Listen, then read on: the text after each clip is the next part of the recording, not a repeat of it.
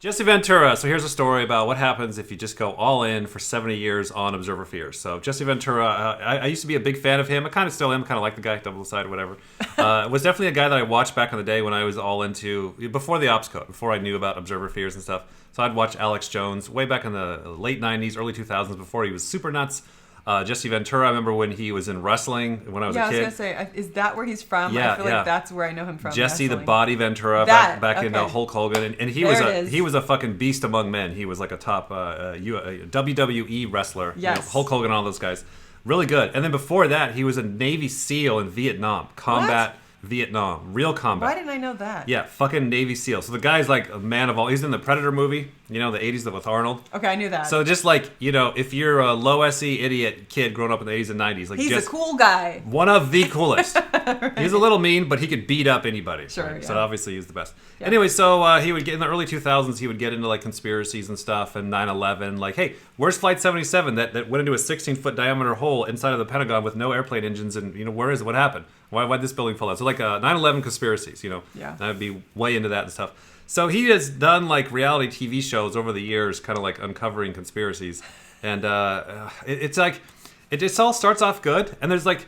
The problem is, like, there's so much shady shit going on that you want to have a double observer, and I don't mean that literally. You want to have somebody in a clear scientific mind that can then actually kind of do something about it. Sure. Because if you're the guy crying wolf, you know, meaning you're so fucking crazy that even when you are onto something, who's going to believe you? The normal people won't believe because you're the crazy guy. Right. You know, Alex Jones has been right about a lot of things. Now, how he blows things out of proportion and, you know, the offness and the decisions, like, you just got to throw the whole thing out. And that's unfortunate. Right. And then the bad people, then the Illuminati gets to get away with more shit. So Jesse, ESFP blast last. I think one of the things, too, is he's an introvert. So during time of stress, he runs away to South America and lives off the grid and gets away from everybody. Oh, yeah. And then the challenges with the introvert is that you then go into crazy brain unchecked. I know, right? Yeah. This type the most, so like, you know, we were talking about energy dom versus infodom. Like this type, so if you're an observer, you're going to have observer problems automatically. If you're energy dominant, you're going to have observer problems. So this type would be the most, because when you do the introvert thing, then you just go in the cesspool of your mind and you're just like, they're coming after me. And like nobody is getting, you know, you're not getting out and talking this out. If you would blast it out, a lot of the stuff you'd be like, okay, this is bullshit. Right. And then all the NTPs already caught me. These sexuals are off. That should be masculine sensory here and just feminine and masculine. Masculine TE. Yeah. Right. And then the activated is right. So the masculines are flipped there as a double masculine. All right. So first clip, arguing with Pierce about 9/11. Watch how the way that this goes. This is how it is for all observers, especially with the SE flavor is going to be. Here's a bunch of random facts. I have a bunch of leaky buckets. Yeah. And when you catch me on this leaky bucket, I'll just stack another leaky bucket. Now the logic still flows out the bottom, but I'll just I'll throw another leaky bucket at you. Okay. What would I have done? Yeah. I would have done a legitimate investigation to find out what exactly happened on 9/11. How did they know who did this so quickly like they did Lee Harvey Oswald?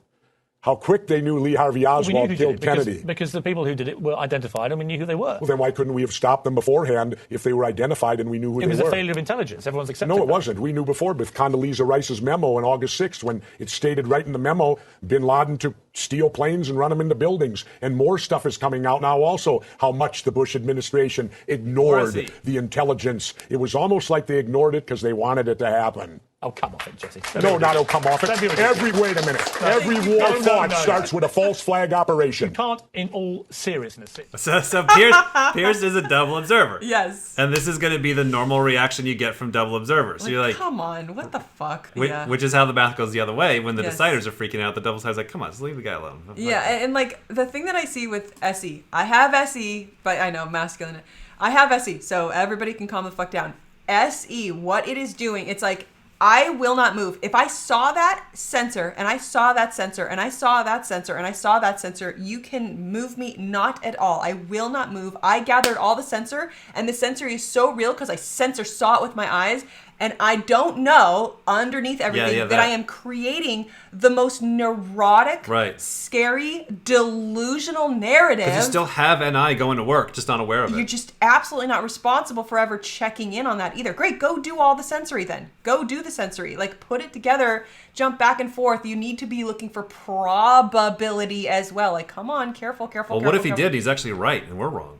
Maybe. I don't care. Try and make out anybody. in the Okay, Bush let me ask you administration this, wanted Piers. it Wait to a minute. happen. Oh, Let yeah? me, wait, Nothing to say. Let me ask you something. How much studying have you actually done of 9/11 other than what Look the into it, government's sir. told you Look and what into it, mainstream Eddie media Bravo. has told you? I was editor, I've been studying it 4 editor years. of a national I have newspaper. more SE. I've talked We to covered people. Wait it a in minute. depth every day for Really? 5-6 months. Really? So I know a lot about it. Well, And then one how thing I come? do know is Let me ask you this you then. cannot Yes. say that any member of the Bush administration knew it was going to happen and wanted it to happen. It's a ridiculous thing to say. Ridiculous. Okay, let's talk about your BBC. John. I have a tape of a BBC reporter broadcasting directly back to England talking about a third building has collapsed. World Trade Center Building 7 talks for 7 minutes.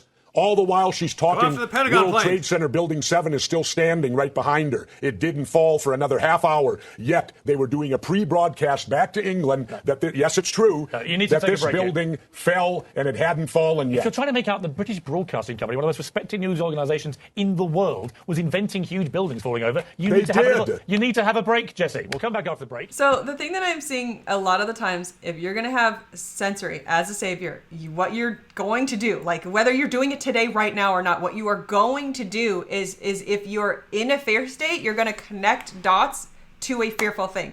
By the way, I don't know if that second or that third building or whatever was actually exploded. I don't know. I'd have to spend the time. I'd have to slow the fuck down. Here's what I see what every single observer does not do. Slow down on concluding you know everything. Yeah. I've done all the sensory. Like, no, careful.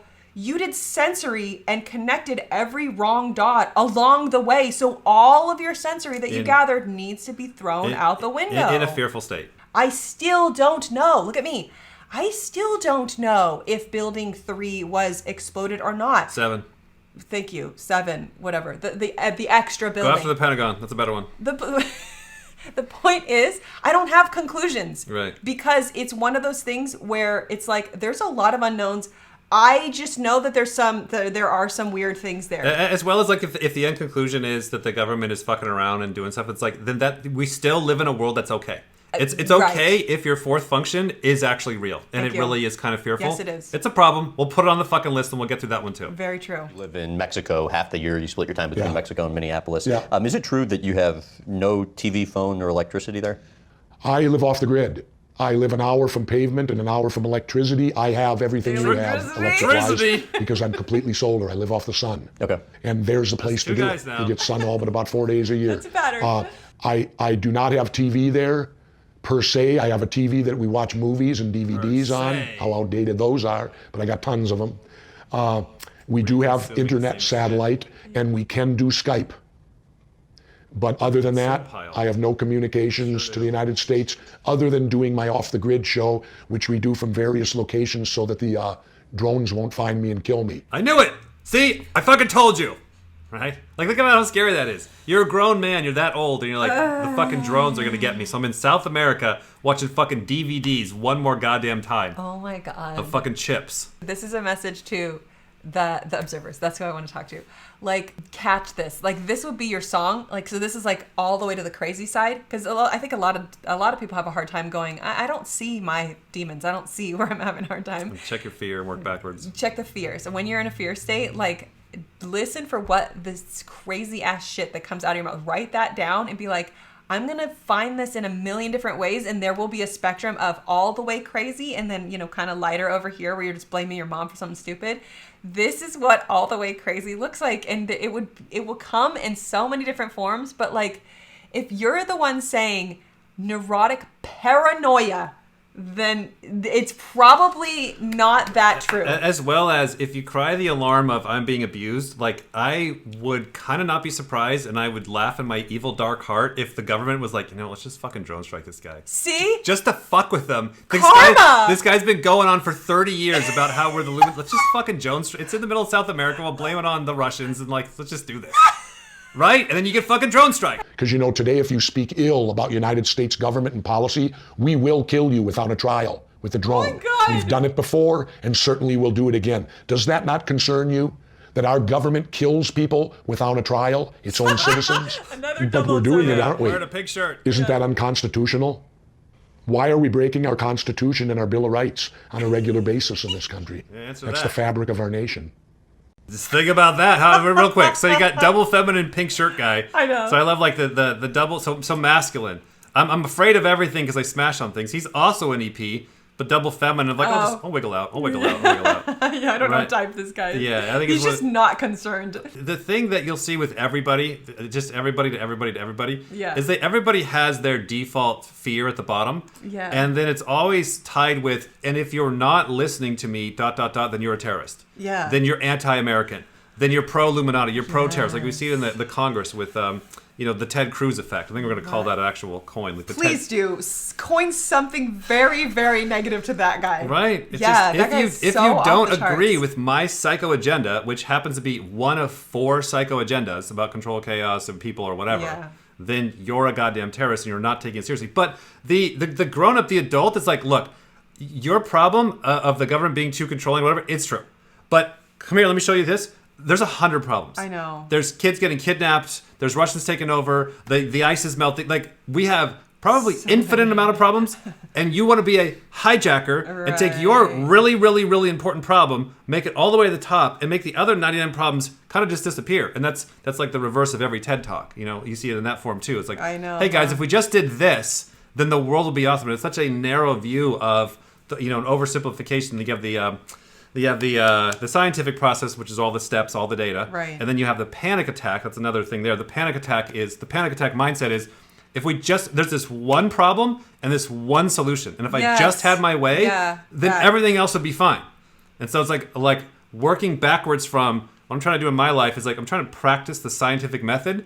So then when I'm finding myself in that panic state of, you gotta listen to me, this is the one biggest problem, I get some contrast of, hopefully within a couple of days, I can wait, I might have been right that this was the problem, but I was wrong in how much I'm freaking out about it. And this is everywhere. You can't be excited, and that's the TED Talk version, and you can't be scared. I feel like the news made things very confusing. The news started becoming not information, and a lot of people got extremely scared and didn't know who to believe anymore. Well, here you go. You want the answer to the news? Yeah. Jesse has it. Yeah, I'd like I wouldn't mind a dose of it, man, because that's where I feel like a lot of bad information started. The downfall of the news came with the show 60 Minutes. Now you guys are all going to sit and go, no, what? How could you 60 Minutes? That's an award-winning investigative reporting show, which it is, and it's a great show. Yeah, I used to love it. Was a great show. Still is probably a great show. But 60 Minutes was the downfall of the American media. Why is that when they started editorializing it? Prior to 60 Minutes, all the news lost money. And they made up for it in the entertainment division. And that was a standard rule. The news is to educate. The news is to do this. The news don't make money. It's to inform. Along came the show 60 Minutes. It shot the #1 in the ratings. The bean counter's eyes got big, and they went, "You mean we can make money off the news?" Yeah. I'm just gonna go ahead and stop right there. I'm like, please do. This goes nowhere. It just keeps going. It's the same old story of the Illuminati is how do you view the Illuminati? The bad guys are the NT. They have the control. They have the conspiracy. They're manipulating it. And again, notice the story is tied back to the one major. Even though there's a lot of little downfalls, a lot of little problems, but I'm gonna anchor it and crucify it on the 60 Minutes or whatever. Right. And the thing that gets scary about shit like this is that this type, which is category everyone when they're in a neurotic paranoia state, will then go blow up the 60 Minutes building. Yeah, right. Where does that shit start? Yeah. Here, right here. You either single observe or you single decide something, you go all in, and then you get yourself in a panic neurotic state because your brain is telling you, this isn't simple. This doesn't eventually resolve. There is no way to get through this. You are stuck. Time to now cause problems. Exactly. So just last thing, summary, just concluding, the point we keep driving at here is if you are not an EP, this is your chance for self-growth and setting up standards. It's standards of when I am feeling that way. Because it's not were you right or wrong. And that's where everybody wastes all their time. They're like, yeah, but it's really true. You're like, hey, Wake up. Get the joke. They're all true. Of course, it's fine. They're it's true. all true and they're all fake. Right. So it's creating the standards of when my version is going to do that. Because it's like, I can't see myself when I'm having my IJ freakouts. I can see the EPs, I can see the EJs, I can see the IPs half the time. Yeah. But it's then creating the standards of, all right, what do I have set in place for myself when I'm feeling this? What the hell would I want to tell Jesse Ventura? Trying to shake him and trying to... Good luck. This is a fact, my friend.